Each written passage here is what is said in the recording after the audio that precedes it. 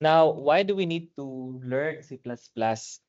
Obviously, sa inyong Arduino, no, naagihan ninyo, of course, you use the IT in Arduino, but the language there used was C++. And the C++ provides high level abstraction with low level hardware control, meaning to say that ang yung code, not like the assembly language, it's much easier, but the hardware is very easy to manipulate or very easy to program. It's used in embedded systems for performance and efficiency. It supports object-oriented and procedural programming. What does it mean? So, kaning procedural programming, it means that the C++ supports a sequential na process or steps. It's also object-oriented. So it allows direct interaction with hardware through pointers and memory management. For example, we want to access, like we stored a variable, tapos gusto na to ma-access ang variable, we just need to use pointers and memory management. And we can also manipulate them. For example, si variable sum, na-access nato siya under 1000H, we can move that and manipulate it to manage our memory. So this is the basic structure of a C++ program. Kani siya class is what we call the library, kani IOStream. Okay? Sa Python, ano sa inyo mga nabalan library? Python? Na. Saan gani sa Python? Duha ba inyong Python ha? Duha inyong programming. And 2. So, sa one lang. Sa man ang pag ano sa library, saan ang say syntax? Nawa nagyud. Sumunta mo kay Ma'am Emmy yung teacher no. Ma'am Emmy, di ka balo magkuan. So in Python, the more equivalent is the import. For example, import math, import numpy. Mo ni sila ang calling of libraries. This is essential because in our C++, nagamit ta sa atong function og cout. And this means that this is input-output stream, IO. So pag cout, cin, kinahanglan ka og library na IOStream. This one is universal, using namespace std. What will happen if wala na siya? So kung wala nang using namespace std, butangan na nimo karog standard kada line. So which is tanan line ng butang std mas ano siya, masamok kaysa butangan na nimo ani, di ba? Then in the main function, you put the open and close parentheses and the open and close braces. So this is the main function. And then this is the body of your function. So the code blocks, what's inside there. So the output of this one is just the hello microprocessor. Pag ato siyang i-run. So magawas dito ka sa terminal no, sa Python or sa C++, the executable file ang hello microprocessor. Okay? Questions? Wala. Sige. So in C++, again, this is cout, C output.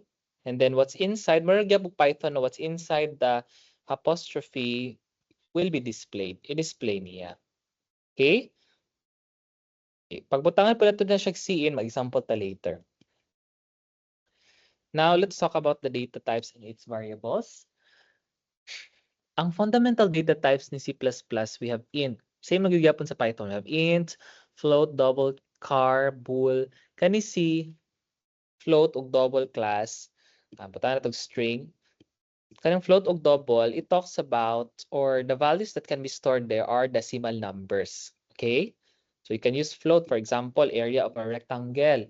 So namo gyud na siya decimal. So float imong variable ay imong data type ana. And then you can name any variable that you want. So integer is for whole numbers. Character is for kani character.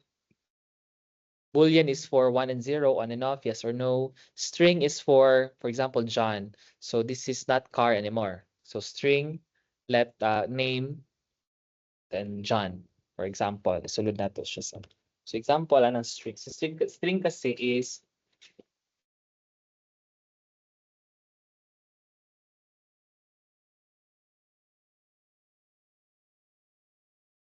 string. Sige, string. So this is the data type. And then, for example, variable name is name. And then equals, puta na itong John. Yeah. Kaya pag letter mang good, car lang na siya. That is why, kaputang di a car letter equals, pwede na or pwede pong isa lang. No? Any letter, A, B, exclamation point, as long as it's a letter. So you can store a letter. Pag A, B, C, D, string na na siya. So single letter. Yes, character is only one character for one letter. Okay, then as you can also notice, ang int num diha, the num is the variable, int is the data type. Okay, it holds a value of 10. So meaning to say it's a whole number. So therefore, we use the data type int. Pag float naman or double, kana ang what's the variable here? Is it the float or the value? Variable. This is the variable name, value. This is the data type. Okay? So you can name any variable here. Kamu bahala sa inyong gusto, no? Float value, float number, anything that is that you want, no, in naming your variables, that's fine. Okay? Basta ang data type kana dyan na siya. Okay, so we also have derived data types. We have arrays, pointers, and references, and we have user-defined types, which is structure or the struct. We have the class and the enum. Okay, so mo siya mga derived data types. Meaning to say, pag may kag arrays, you cannot name a variable na array. Int array, no. Ayun na. Pointers, kanang pointers is asterisk. References, I think that's ampersand, or I think that's still asterisk, double asterisk.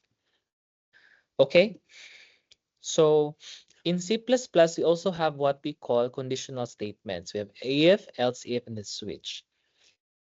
So one good example of this one is, for example,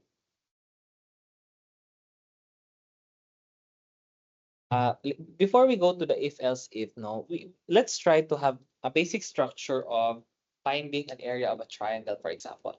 So in finding the area of a triangle, we need to first know what the formula is. So what's the formula in finding the area of a triangle?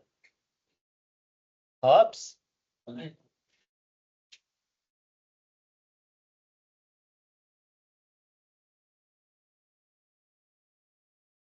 Therefore, how many variables do we need?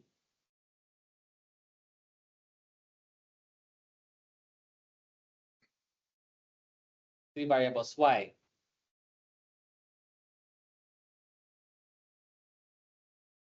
Tapos, sa base, sa height, sa pangkulang area.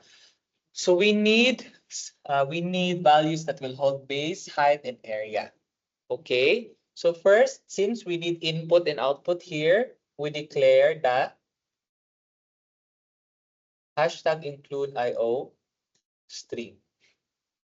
Then do not forget using namespace standard.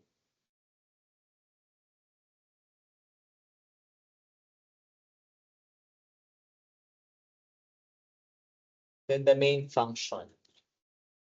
Okay, so we need variables first. We need to declare variables. So since base, height, and area can be decimal, we can say that's float area or A by the base height. So if you want to name the variables differently, pwede.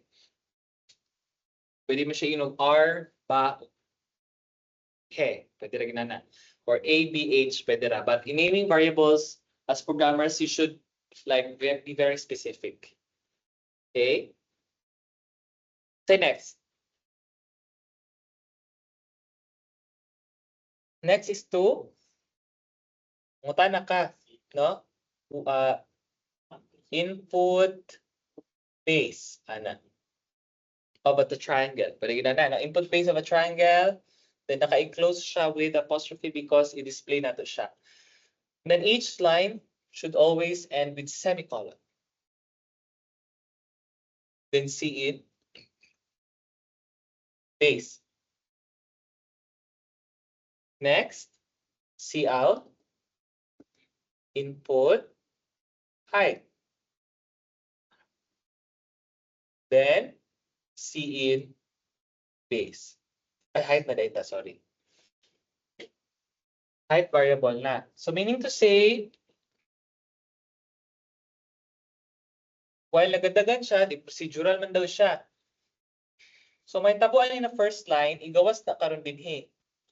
Input base. Igawas na karon mo display na siya sa terminal. Then kaning C-in na ay blinking cursor dira mangayo siya og number or value. For example, 2.4. Okay? Pag enter di mo karon, nangutanan na pud siya og input height.